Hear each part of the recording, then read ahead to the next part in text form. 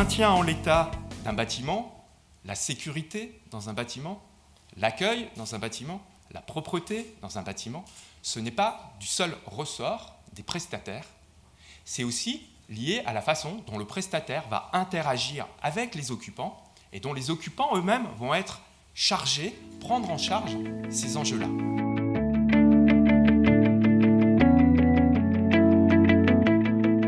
Je trouve étonnant, on parlait d'interne-externe, cette position détermine un face-à-face entre deux acteurs. À un moment donné, un donneur d'ordre qui va être capable de résumer la demande, un prestataire qui va être capable de résumer sa capacité à fournir, et un acheteur qui les prend tous les deux dans le filet pour leur demander, sur la valeur de transaction, de trouver l'accord le plus bas possible dans les coûts, mais aussi dans les termes. Quand vous achetez un bien, vous avez des éléments matériels qui vous permettent de l'apprécier.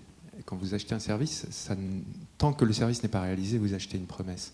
Et donc on a essayé de se garantir sur des cahiers des charges qui posent effectivement des moyens, qui vont jusqu'à dire il faudra que vous mettiez tel type de gobelet, que vous passiez toutes les semaines faire ci, etc. Et en considérant que ça allait être la garantie que la promesse allait être tenue. Voilà. Et ce qu'on est en train de dire là, c'est que c'est pas ça qui va garantir que la promesse de valeur va être tenue.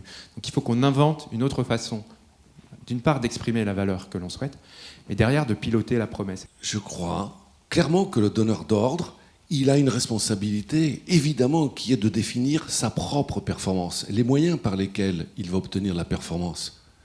Mais il appartient à tous ceux qui travaillent avec lui, que ce soit des informaticiens, que ce soit des juristes, que ce soit des logisticiens, que ce soit des fameurs, d'apporter leurs compétences dans l'obtention des conditions de sa performance. Il y a effectivement un certain nombre de personnes qui sont ouvertes à ça. Il y en a même qui prennent l'initiative de créer les conditions de la collaboration sur leur site, en faisant en sorte que des prestataires, d'ailleurs, pas nécessairement sous un pilotage Global FM, eux-mêmes l'assurent, et ils font en sorte qu'il y ait une coopération naturelle entre les acteurs qui s'instaure. Donc le mouvement, il s'amorce. Pour autant, on voit bien qu'on est dans un schéma encore, je dirais, un peu figé sur une bonne partie du marché.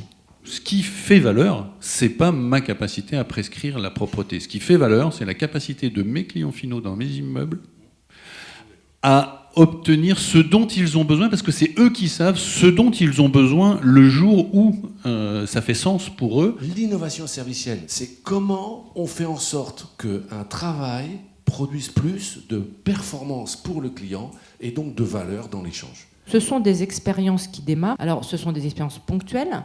Je pense qu'il faut suivre avec intérêt et qu'il faut encourager, casser les modèles de contrat, casser la relation et oser. Il faut qu'on avance dans des logiques de petits pas, de trajectoire.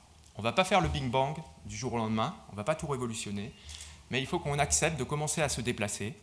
Il faut qu'on crée des dispositifs d'évaluation, des dispositifs d'innovation, des dispositifs d'expérimentation qui s'articulent, qui permettent de passer par l'expérience d'un premier déplacement, l'expérience d'essayer de révéler, de définir ce qui se joue dans la valeur que l'on crée. Il y a de l'énergie, il y a de la volonté, et donc à nous d'utiliser au mieux cette énergie et cette volonté pour progresser vers un modèle plus durable.